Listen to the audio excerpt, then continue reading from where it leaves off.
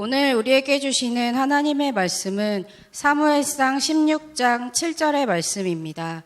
구약성경 434면에 있습니다. 다 찾으신 줄 알고 제가 봉독하겠습니다. 여호와께서 사무엘에게 이르시되 그의 용모와 키를 보지 말라. 내가 이미 그를 버렸노라. 내가 보는 것은 사람과 같지 아니하니 사람은 외모를 보거니와 나 여호와는 중심을 보느니라 하시더라. 아멘. 매주 토요일 11시에 보이는 라디오가 진행되고 있는데 잘 보십니까? 어제 잘 보셨습니까? 많은 분들이 봐주시면 좋겠습니다. 준비한 분들이요, 심혈을 기울여서 준비하는 것이고 신앙생활 하는데 굉장히 큰 도움이 될 것입니다. 요즘에는 여름 휴가철 특집으로 찬양 또는 영화, 도서 등을 소개하고 있습니다만은 저도 오늘은 휴가철을 맞아서 보면 좋을 만한 영화 한 편을 소개하고 말씀을 들어가려고 합니다. 당신에게 보여주고 싶었던 세상, 불가능을 가능으로 바꾼 한 소녀의 희망적인 메시지를 다룬 영화입니다. 2009년도에 개봉되어졌고요. 2017년도에 재개봉된 블랙이라고 하는 영화였는데, 이 영화는 타임지 선정 최고의 영화 베스트 10에 들어갈 정도로 전 세계에서 작품성을 인정받은 휴먼 감동 영화입니다. 영화의 주인공이 미셀인데, 이 미셀은 안타깝게도 앞을 보지 못하는 장님의 귀머거리였습니다. 겉모습은 분명 사람이지만 그녀는 짐승처럼 행동했기 때문에 혼란 그 자체였습니다.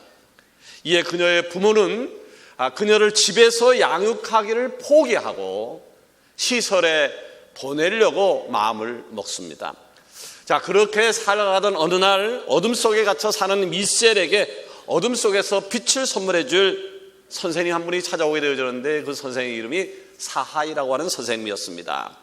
그녀는 이 사하이 선생님과의 만남을 통해서 어둠 속에서 빛을 찾아가게 되었고, 절망 가운데서 희망을 쫓는 삶으로 변해간다라고 하는 이야기를 다루고 있는 영화입니다. 장님의 귀머거리, 장님의 귀머거리였던 미셀에게 이 사하이 선생님은 제가 지난주에 말씀을 드렸던 아나니아이고 바나바였던 것이지요. 나는 서강교회 담임 목사로서 여러분의 인생에도 이런 스승을 만나기를 원합니다. 아멘. 그것은 선물이고 축복일 것입니다. 아멘. 도로는 금요일부터 우리 교회 유치부, 유년부, 초등부 성경학교가 시작되어집니다. 우리 청소년부에서는 8월 7일부터 비전 캠프가 시작되어지고요. 우리 아이들을 지도하는 선생님들이 미셀이라는 아이에게 빛을 선물해 줬던 사하이 선생님 같은 분들이 많이 나오기를 원합니다. 아멘. 그리고 이곳에 모인 서강의 지체가 우리 아이들에게 있어서 영적 부모가 꼭 되어주시기를 바랍니다. 아멘. 자, 그럼 우리 자녀들에게 어떤 신앙교육을 시켜야 될 것인가? 우리 자녀들에게 어떤 신앙교육을 시켜야 될 것인가? 몇 가지를 나누어서 생각하면서 하나님의 음성을 들어보려고 합니다. 첫 번째, 사무엘에게 있었던 경건함을 가르쳐야 합니다. 아멘. 여러분이 잘 알고 있는 사무엘이라고 하는 사람은 이스라엘의 마지막 사사였습니다. 암흑과도 같았던 사사시대를 끝내고 왕이 통치하는 왕정시대의 문을 연 인물인데, 그는 그의 어머니 한나의 소원 기도를 통해서 이 땅에 태어났습니다.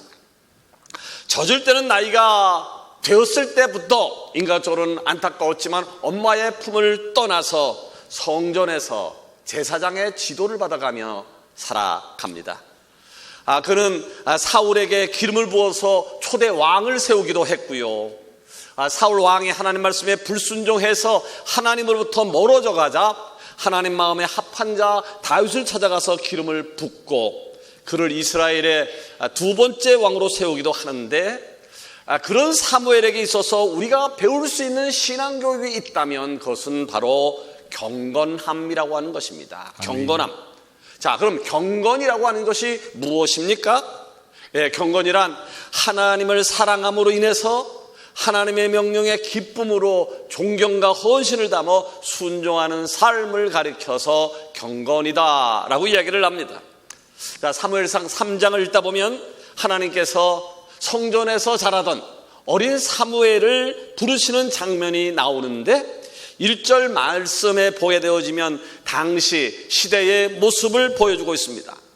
여호와의 말씀이 희귀하여, 여호와의 말씀이 희귀하여 이상이 흔히 보이지 않았다. 여호와의 말씀이 귀했다. 그런 상황이 되지 않았다라고 하는 말이에요.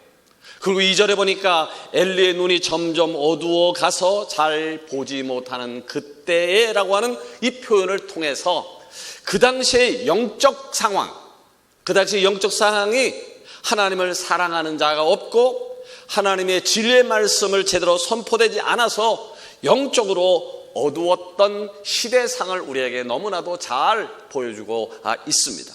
자, 이러한 때에 성전에서 어린 시절을 보내던 사무엘에게 4절 말씀에 보면 하나님의 음성이 들려집니다. 사무엘아, 사무엘아. 사무엘은 내가 여기 있습니다 대답을 하고는 제사장에게 뛰어갔습니다. 부르기는 하나님이 부르셨는데 사무엘은 누구에게 달려갔다고요? 엘리 제사장에게 달려갔습니다.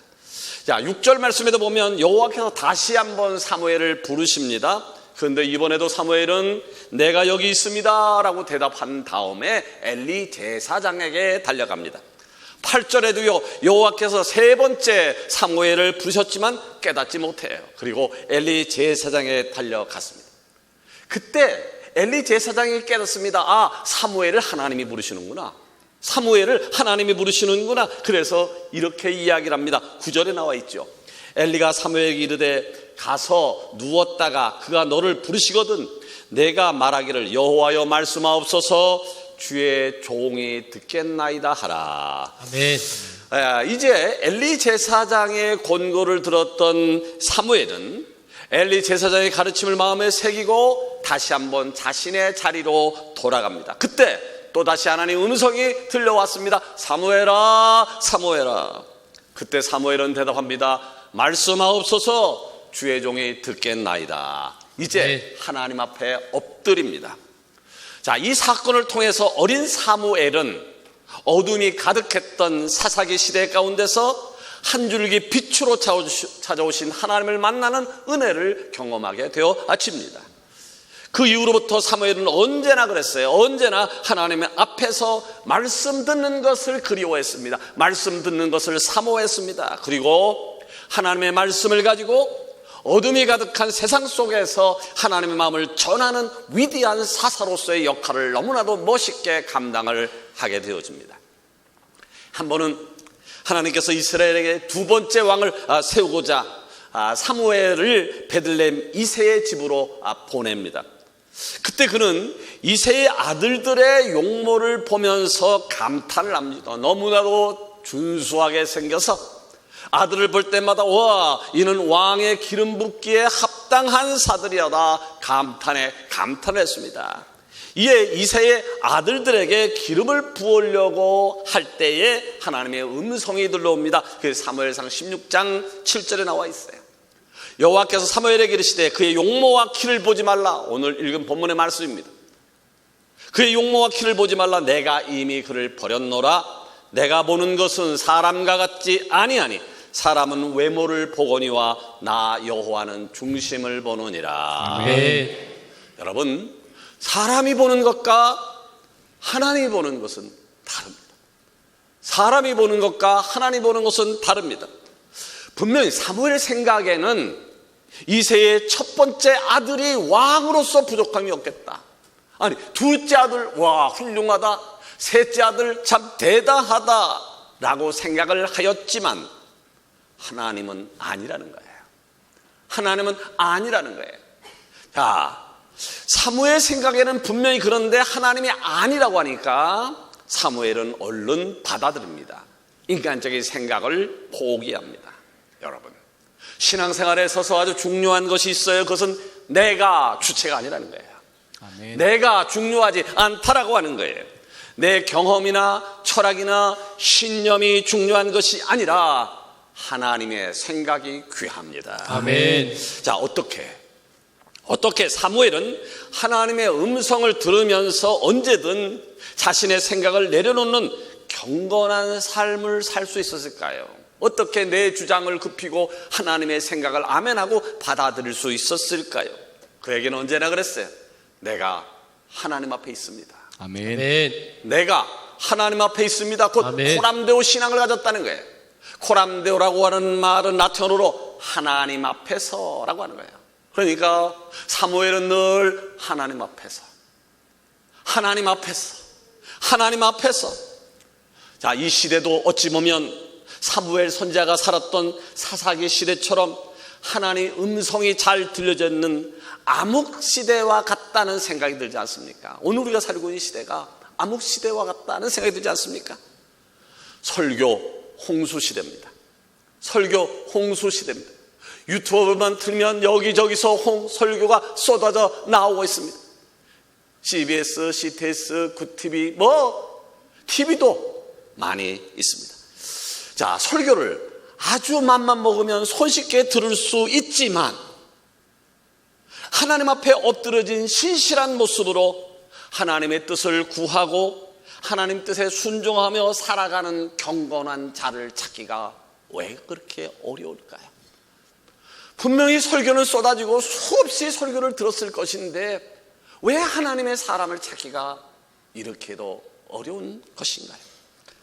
자, 그럼에도 불구하고 우리 사랑하는 서강의 지체는 하나님 앞에 서 있기를 원합니다. 아멘. 하나님 앞에 서 있는 훈련을 받아야 합니다. 아멘. 그리고 내게 말을 걸어오시는 하나님을 만나야 합니다. 아멘.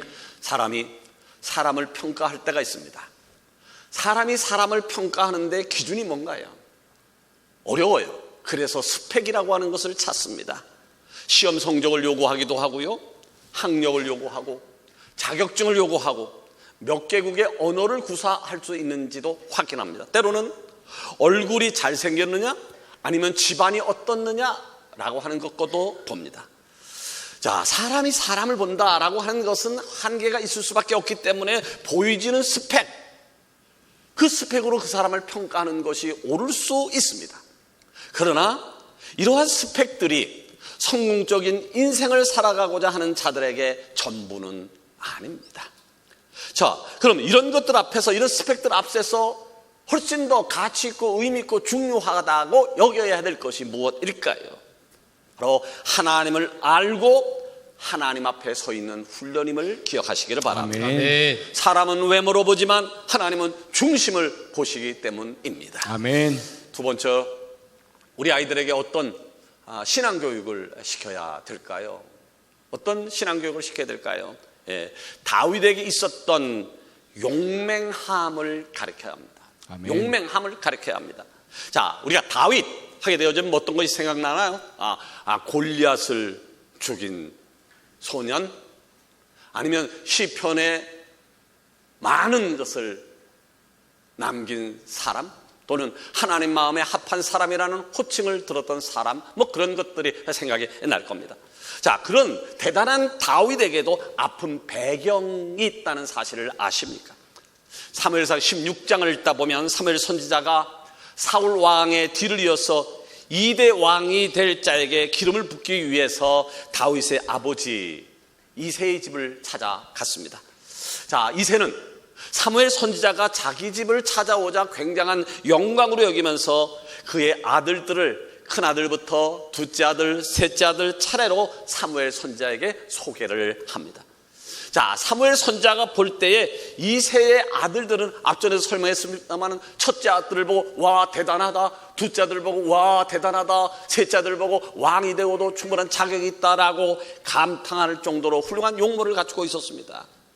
그때마다 하나님 음성이 들렸죠? 아니다. 이에 사무엘 선지자가 이새에게 이렇게 이야기를 합니다. 사무엘상 16장 11절입니다. 사무엘이 이새에게 이르되 내 아들들이 다 여기 있느냐? 이새가 이르되 아직 막내가 남았는데 그는 양을 지키나이다. 사무엘이 이새에게 이르되 사람을 보내어 그를 데려오라. 여기에요 아주 주목해 볼 말씀이 있습니다. 다윗의 아버지 이새가 다윗을 소개하는 장면입니다. 아직 막내가 남았는데 그는 양을 지키나이다. 막내가 있는데 양을 지키나이다. 여러분 이 말의 뉘앙스가 무엇인지 아시겠나요? 제게 막내 아들이 있긴 있지만 선지자님에게 소개할 만한 놈이 못 되어서 들에서 양을 치고 있는데 뭐 소개할 필요가 없겠습니다.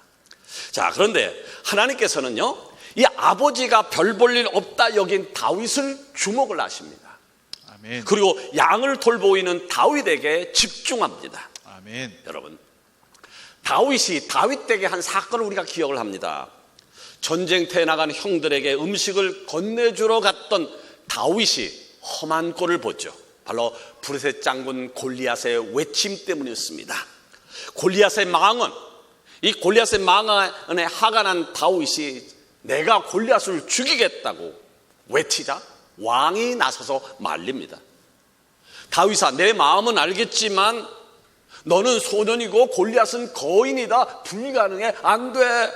그때 어린 다윗이 사울 왕에게 이런 이야기를 해줘. 사무엘상 17장 34절에 보니까 나는 양을 지키는 목자입니다.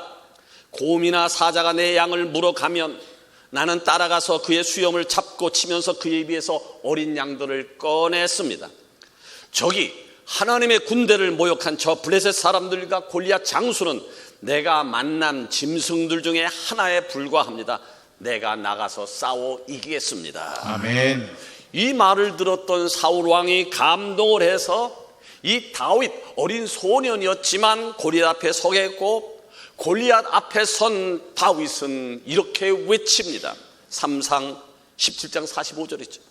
너는 칼과 창과 단창으로 내게 오거니와 나는 만군의 여호와의 이름 곧 내가 모욕하는 이스라엘 군대의 하나님의 이름으로 내게 나아가노라. 아멘. 멋있지 않나요?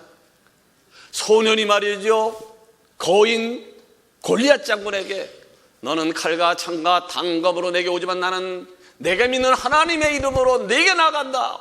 어디서 이런 용맹성이 나온 것일까요? 다른 것이 아니에요. 다른 것이 아닌 그에게 맡겨졌던 작은 임무였던 양을 지키는 일에서부터 출발되어진 것입니다. 아멘. 아멘. 오늘 우리가 살아가는 이 시대는요 용맹스러운 사람을 찾을 때에 무언가를 다 갖춘 엄청난 실력자를 요구합니다.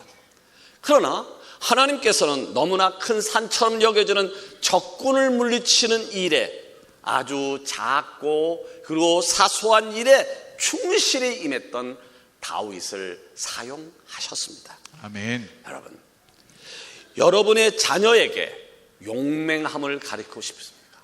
아멘. 여러분의 자녀에게 용맹성을 가르치고 싶으십니까? 그렇다면 우리의 자녀가 아주 작은 일부터 책임감을 갖고 일할 수 있도록 발판을 마련해 줘야 합니다. 아멘. 작은 일 하나하나가 작기 때문에 하찮은 일이 아니라 이 작은 일을 통해서 책임감을 배우고 성취감을 배워갈 수 있습니다. 아멘. 오늘날 우리가 살고 있는 이 사회는 성실감, 책임감은 사라지고 성적 우선주의, 성공주의가 만연한 사회가 되어버렸습니다. 그러나 세상은 그렇다 할지라도 우리는 크리스찬이기에 하나님을 믿는 백성들이기에 달라야 합니다. 아멘. 하찮아 보이고 작은 일이지만 최선을 다해야 할 줄로 믿습니다. 아멘. 그리고 그런 모습을 보이도록 가르쳐야 합니다. 아멘. 그런 모습을 보이도록 가르쳐야 합니다. 그러면 어느 순간에 우리 아이들은 다윗처럼 용맹스러운 모습을 가지고 세상 가운데 우뚝 서게 될 것입니다. 아멘. 세 번째로 우리 아이들에게 어떤 신앙교육을 가르쳐야 될까요? 어떤 신앙교육을 가르쳐야 될까요? 다니엘에게 있었던 뜻을 정하는 신앙을 가르쳐야 할 것입니다. 아멘. 다니엘서 1장 8절 말씀을 보니까 다니엘은 뜻을 정하여 라는 말씀이 있어요. 뜻을 정했다는 거예요. 다니엘은 뜻을 정하여 왕의 음식과 그가 마시는 포도주로 자기를 더럽히지 아니하니라 하고 자기를 더럽히지 아니하도록 환관자에게 구하니라는 말씀이 나와요. 다니엘은 누굽니까? 다니엘은 귀족 가문에서 태어난 차세대 리더였습니다. 그런데 안타깝게도 이 남유다가 하나님 앞에 범죄해서 우상을 섬기고 하나님을 의지하기보다는 힘이 있는 애굽을 의지하고 때로는 아수르, 때로는 바벨론을 의지하면서 외교적인 정치를 통해서 나라를 운영하다가 급기야 바벨론에 의해서 멸망을 당하고 이제는 바벨론으로 포로로 끌려가는 가슴 아픈 역사를 맞이하게 되어집니다. 자, 거한 바벨론은 남유다를 멸망시키고는 왕의 자녀들, 귀족의 자녀들을 먼저 포로로 끌고 갔습니다. 다니엘은 바로 바벨론의 이런 정책에 의해서 제일 먼저 바벨론으로 끌려간 그룹에 속하였던 저였죠. 자, 바벨론 왕 느부갓네살은 포로로 잡혀왔던 젊은 인재들에게 그간 하나님을 믿었지만 하나님을 믿는 신앙을 버리고 자신들의 신을 섬기도록 강요를 했습니다. 마치 일본이 우리나라를 식민지 통치할 때 교회를 말살하고 신사채배를 강요한 것과 똑같은 위치였습니다. 바벨론은요, 매일 우상에게 제물을 바치면서 제사를 드린 제사 음식을 포로로 잡혀온 남유다 젊은 인재들에게 먹이면서 바벨론이라는 나라는 남유다와 비교되지 않을 정도로 크고 강성한 나라다라고 하는 걸 보여줬고, 자연스럽게 여호와를 섬기는 신앙을 버리고 바벨론에 동화되어 가기를 원했습니다. 이에 많은 젊은이들이 안타깝게 호응합니다. 바벨론에 넘어갔습니다. 바벨론 정촉에 박수를 보내버렸습니다. 모든 젊은이들이 다 그런 상황이 되었지만 다니엘은 그렇지 않았습니다. 다니엘은 달랐습니다. 다니엘은 이스라엘이 왜 망했느냐, 남유다가 왜 망했느냐, 바로 우상을 섬기는 일 때문이었다는 사실을 절실히 알고 있었기에 그는 3명의 친구들과 함께 뜻을 세워서 우상에게 제물로 바쳐졌던 음식을 거부한 것입니다. 사랑하는 여러분, 지금 우리가 살아가고 있는 이 시대를 가리켜서 혼돈의 시대다라고 말을 합니다. 수많은 세상적인 물결이 온통 뒤덮이고 있습니다. 물질 만능주의, 성공주의, 그리고 과학이 우리의 신앙을 위협해 오고 있습니다. 챗 GPT의 등장으로 해서 많은 사람들이 다시 한번 AI에 대해서 관심이 극도로 높아졌습니다만은 지금 여러분 AI로 직원을 뽑는다 아십니까? AI가 직원을 뽑고 있다. 골드만삭스 유명한 곳이죠. 거기는 지난해 인턴을 뽑으면서 AI를 이용해서 지원자 23만 6천 명 중 3,700명을 선발합니다. 미국 포춘제에서 선정한 500대 기업의 99%가 AI를 채용해서 활용하고 있습니다. 외국만 그렇다고요? 아닙니다. 그 열풍이 한국에서도 AI 기반의 비대면 채용 면접 솔루션을 채택하는 기업이 현대자동차, LG그룹의 주요 계열사를 시작해서 점차 늘어가고 있습니다. 이뿐이 아닙니다. 지난 6월에는 얼마 안 됐죠. 지난 6월에는 독일 피르트에 있는 성 바오로 교회는 인공지능이 AI가 이끄는 예배가 드려졌습니다. 이 예배는 45분간 스크린에 투영된 디지털 인간 이미지 아바타에 의해서 진행이 되었고요. 환영사, 기도, 설교, 축도까지 더 나가서는요, 그날 불렀던 찬송도 인공지능이 작곡을 한 것이었습니다. 자, 이 모든 것들이 무엇을 말하고 있는 것 같습니까? 과학의 진화를 통해서 과학을 숭배해야 한다고 은연중에 우리 사회를 압박해 오고 있는 것입니다. 지금 우리는, 그리고 우리 자녀는 바로 이런 시대 속에 살아가고 있습니다. 이런 시대 속에 노출되어 있는 것입니다. 우리가 삶에 있어서 하나님의 말씀, 성경 66권의 삶이 기준이 되어야 되는데, 내 삶의 기준인 하나님의 말씀은 점점 희미해져 가는 속에서 나와 내 자녀들이 숨쉬고 있다라고 하는 말입니다. 자, 이런 시대에 살지만 그럼에도 불구하고 하나님은 하나님의 뜻을 따르는 사람들을 찾고 계십니다. 이 상황에서 누가 나를 위해 갈고, 누가 나를 위해서 복음을 들 것인가 말씀하시면서 하나님의 사람을 찾고 있습니다.